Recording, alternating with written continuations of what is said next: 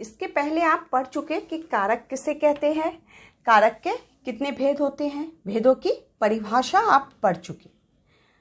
अब हम लोग कुछ ध्यान देने योग्य बातें सीखेंगे जिससे आपको कारक छांटने में कोई परेशानी ना हो।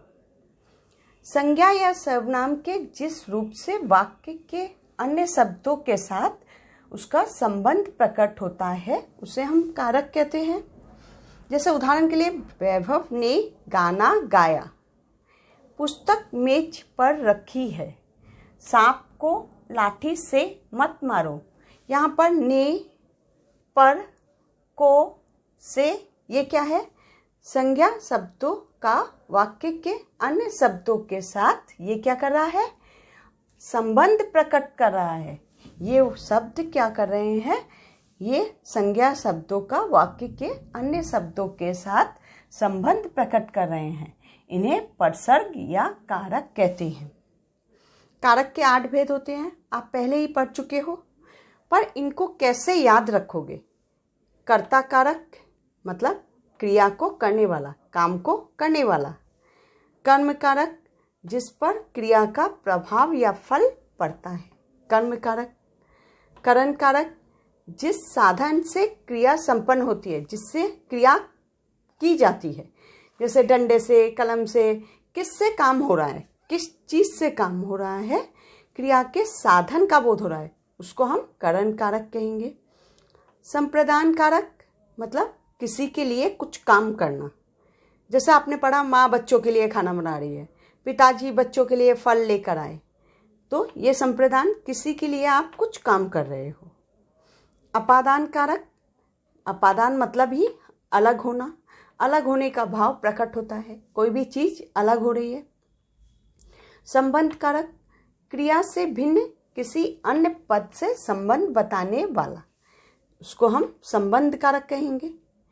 अधिकरण कारक क्रिया का स्थान, समय आदि का आधार। आधार मतलब कहाँ पर क्रिया हो रही है। संबोधन संज्ञा को पुकारा जाए। अब आप एक बात और याद रखना, कर्ता से अधिकरण तक मतलब जो 7 कारक है, कर्ता से अधिकरण तक जो 7 कारक है, विभक्ति चिन्ह माने परसर्ग शब्दों के अंत में लगाए जाते हैं, किंतु संबोधन कारक में परसर्ग चिन्ह हे, हो आदि शब्दों के पूर्व में लगाए जाते हैं। अब आप लोग एक बात और ध्यान दो, कर्म कारक के विभक्ति चिन्ह, कर्म का विभक्ति चिन्ह क्या है, को का प्रयोग प्राणीवाचक कर्म के साथ होता है, अप्राणीवाचक के साथ नहीं होता। जैसे मैंने पत्र को लिखा, मैंने पत्र लिखा। हमने पुस्तक को पढ़ा, हमने पुस्तक पढ़ी। को का प्रयोग कहाँ हो रहा है, अप्राणीवाचक कर्म के साथ होता है, प्राणीवाचक कर्म के साथ होता है, अप्राणीवाचक के साथ नहीं होता। करण कारक के विभक्ति से का प्रयोग कारण का बोध कराने के लिए होता है।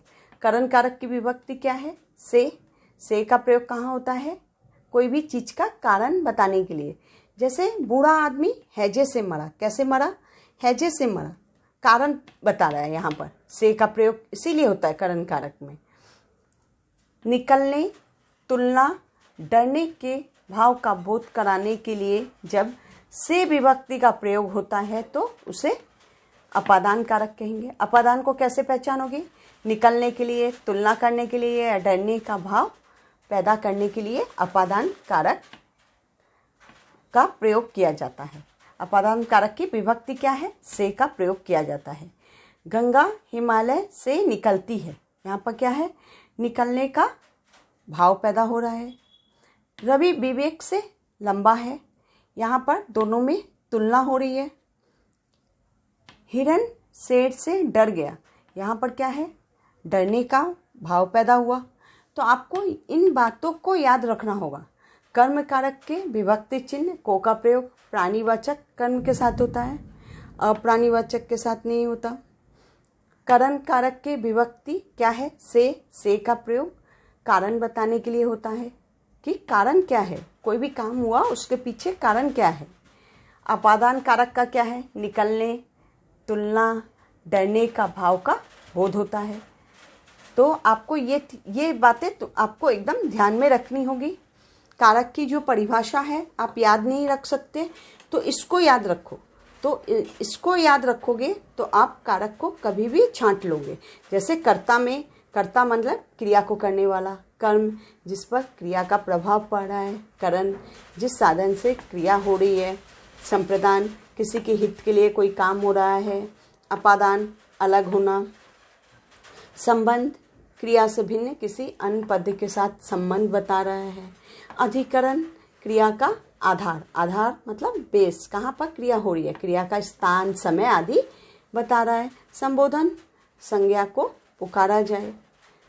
सब इधर सब में विभक्ति चिन्ह का प्रयोग कि कहाँ होता है, शब्दों के अंत में लगाए जाते हैं, किंतु संबोधन कारक में ये चिन्ह शब्दों के पूर्व में लगाए जाते हैं।